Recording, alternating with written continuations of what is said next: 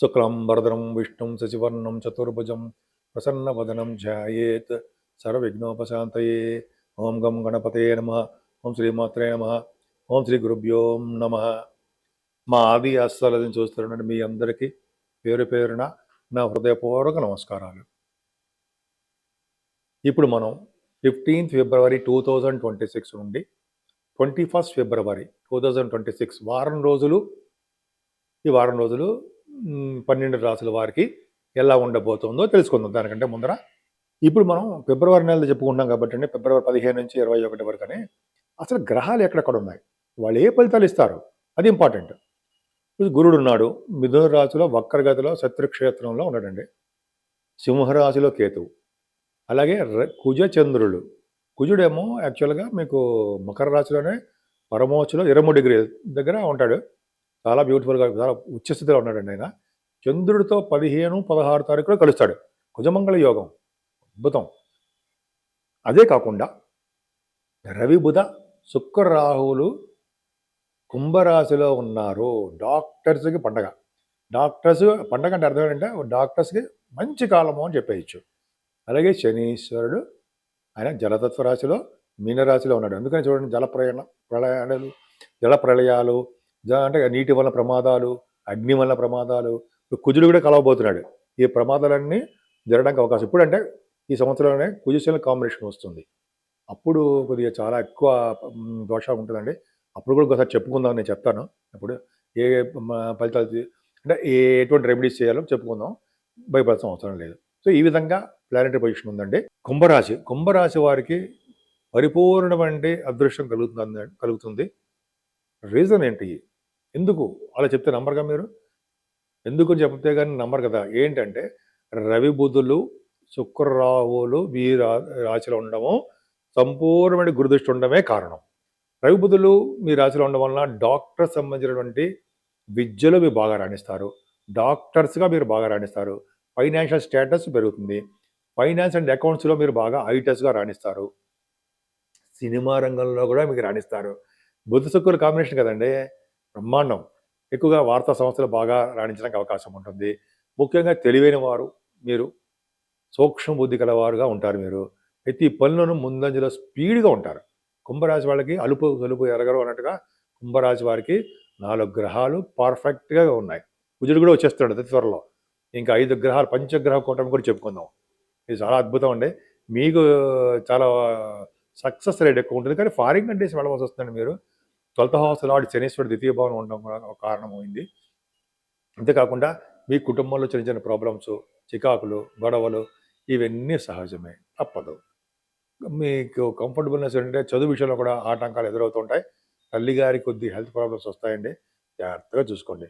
మీ సంతానానికి వాళ్ళు ఎటువంటి ప్రాబ్లమ్స్లో ఉన్నా, కోర్టు విషయంలో కానీ, లా రిలేటెడ్ ప్రాబ్లమ్స్లో కానీ, మ్యారేజ్ అవ్వట్లేదు అని ప్రాబ్లమ్స్ కానీ, ఉద్యోగం రావట్లేదు అనే కానీ ఏమీ ఉండదు, అన్నీ సక్సెస్ అవుతారు. అంటే ఈ ప్రాబ్లమ్స్ నుంచి గట్టెక్కుతారు. మీ జాతక బలం, గురుడు మీ జాతక మీకు ఇచ్చాడు, వాడికి ఇచ్చాడంటే గిఫ్ట్ అని అనుకోవచ్చు. గిఫ్ట్ అంటే వాళ్ళకి అదృష్టం, అది భగవంతుడు కాపాడుతాడు. మీకు మగ సంతానం ఉంటారండి, పుట్టడానికి అవకాశం ఉంది.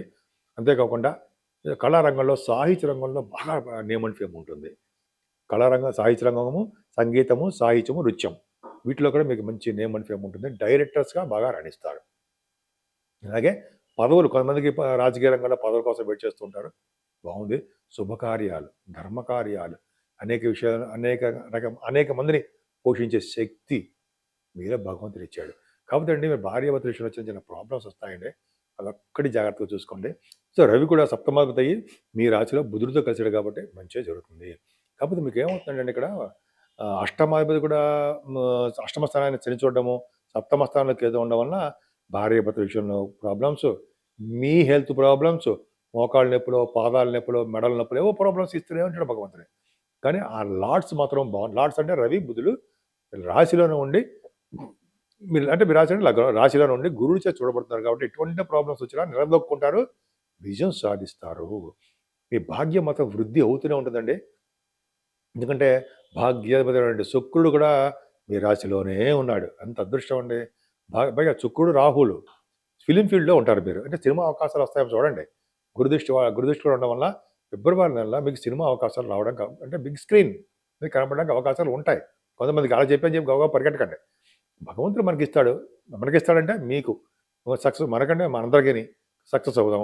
అలాగే మీరు యాస్ట్రాలజర్స్‌గా కూడా మీరు బాగా నేమ్ అండ్ ఫేమ్, డబ్బు, ఆదాయము, బాగా ఆనందం కూడా సక్సెస్ అవుతారు. ముఖ్యంగా బ్యాంకింగ్ రంగంలోనూ, విద్యా సంస్థల్లోనూ మీరు సాధిస్తారు విజయము. అంతేకాకుండా తీర్థయాత్రలు చేస్తారు. ప్రొఫెషనల్‌గా థ్రిల్లర్. అంటే మీరు చేస్తున్నటువంటి కుజుడు ఉన్నాడు కదా! ప్రొఫెషనల్‌గా మీరు బావుంటుంది. కాకపోతే కుజుడు ఉచ్చ స్థితిలో ఉన్నాడు. 10th house lord.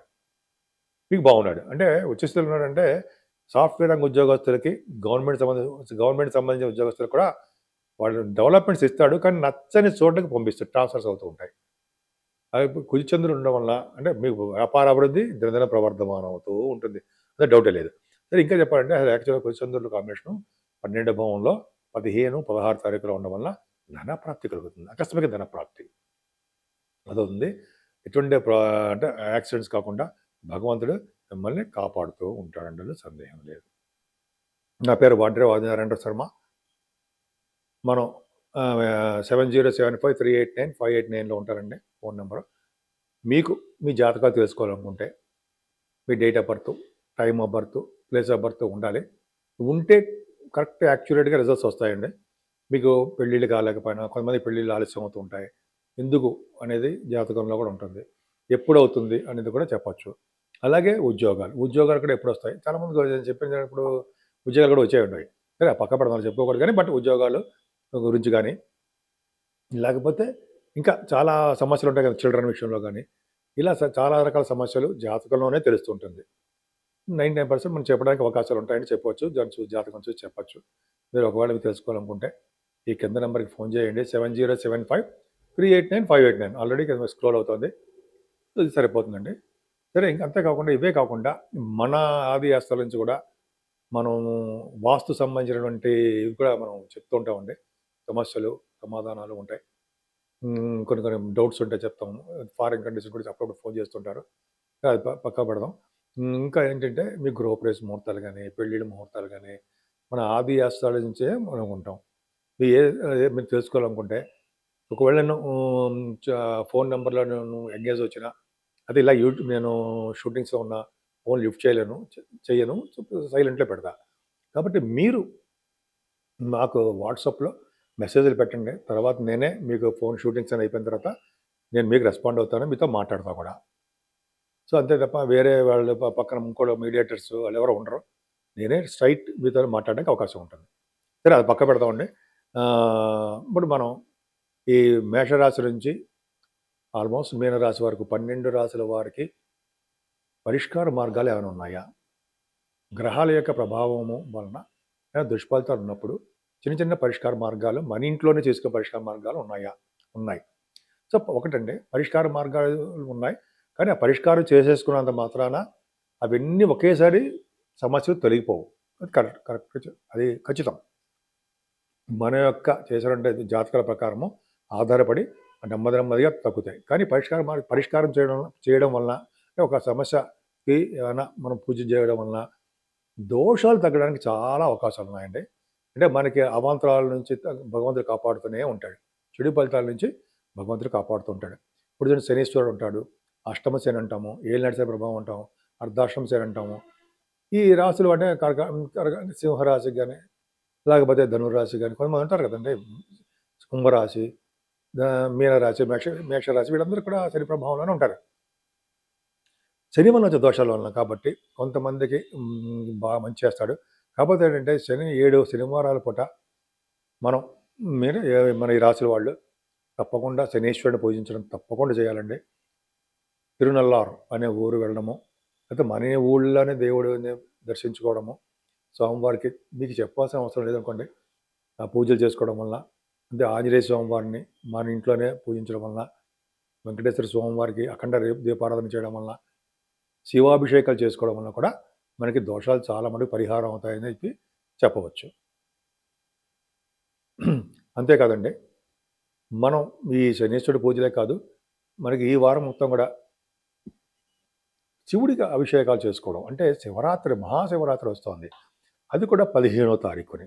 15వ తారీఖుని ఆ శివరాత్రి చేసుకోవడం అంటే ఆ రోజు శివుడికి, మహాశివుడికి, మహేశ్వరుడికి మనం మారేడు దళాలతోటి అభిషేకాలు, మారేడు దళాలతోటి పూజలు, అభిషేక కార్యక్రమాలు ఇవన్నీ చేసుకోవడము, ఉపవాసం ఉండడము, ఆ రోజు రాత్రి శివపార్వతుల కళ్యాణం చేయించుకోవడము, అంతేకాకుండా ఆ రోజంతా జాగరణ ఉండడము, అంటే దీక్షగా జాగరణ ఉండడము, బ్రహ్మచర్యం పాటిస్తూ నేల మీద అక్కడ మనకి కన్వీనియంట్ కొన్ని చోట్ల పడుకోవడము చేయడం వలన మనకి శివలోక ప్రాప్తి కలుగుతుందని, శివుడి యొక్క ఆశీస్సులు కలుగుతాయని బోళాశంకరుడు అంటారు. కాబట్టి శివుడిని మనకి త్వరగా అనుగ్రహిస్తాడని చెప్పి మనకి శాస్త్రాలు చెప్తున్నాయి. కాబట్టి జన్మానికో శివరాత్రి అంటారు సరే, ఇదే మన జన్మలో కనీసం ఈ ఒక్కరోజైనా ఉపవాసం ఈ కార్యక్రమాలు చేస్తే చాలా మంచి ఫలితాలు వస్తాయని, ఉత్తమమైన జన్మ వస్తుందని చెప్పి శాస్త్రాలు చెప్తూ ఉంటాయి.